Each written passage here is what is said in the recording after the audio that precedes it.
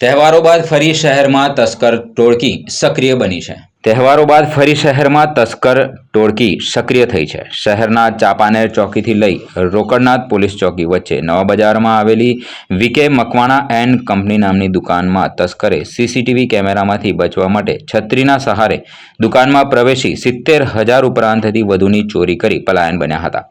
જ્યારે બીજી તરફ દુકાન માલિકે પોલીસ પેટ્રોલિંગની કામગીરી સામે સવાલો ઉઠાવ્યા છે. વડોદરા શહેરમાં તહેવારોની ઉજવણી બાદ વેપાર ધંધા પુનઃ ધમધમી ઉઠ્યા છે, ત્યારે બીજી તરફ શહેરમાં કેટલાક દિવસોથી વરસાદી માહોલ જામ્યો છે, જેનો ભરપૂર લાભ તસ્કરો લઈ રહ્યા છે.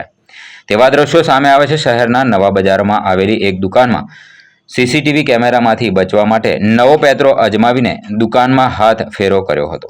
શહેરમાં નવા બજાર વિસ્તારમાં વેપારી Ripul Makwana VK Makwana and company નામની દુકાન ધરાવે છે.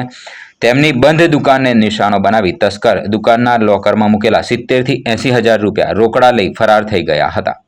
દુકાનના માલિક વિપુલ મકવાણાએ જણાવ્યું હતું કે જ્યારે સવારે આવ્યા ત્યારે દુકાનનું શટર તાળું તોડેલું જોવા મળ્યું હતું. સીસીટીવી ચેક કરતા એક ઇસમ સીસીટીવી કેમેરામાંથી બચવા માટે છત્રીના સહારે દુકાનમાં પ્રવેશ્યો હતો અને ડ્રોવરમાં મૂકેલા 70,000 થી 80,000 રૂપિયા રોકડા લઈને ફરાર થઈ ગયો હતો.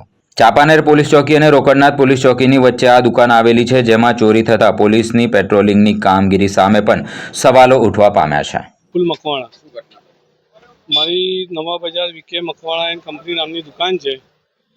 આજે સવારે 5 વાગે ત્યાં ચોરી થઈ છે. દુકાનના તાળા તૂટ્યા છે. સવારે 8 વાગે હું દુકાને આવ્યો ત્યારે દુકાન ખોલવા માટે, ત્યારે મેં જોયું તો દુકાનના તાળા તૂટેલા છે.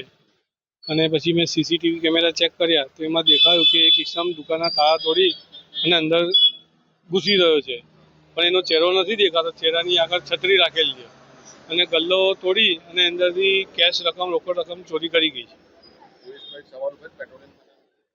પોલીસ પર સવાલ છે. હા, ને એ બી સવારે 5 વાગે થયું છે. કંઈ નહીં, આની તપાસ થાય અને વહેલી તકે ચોર પકડાય.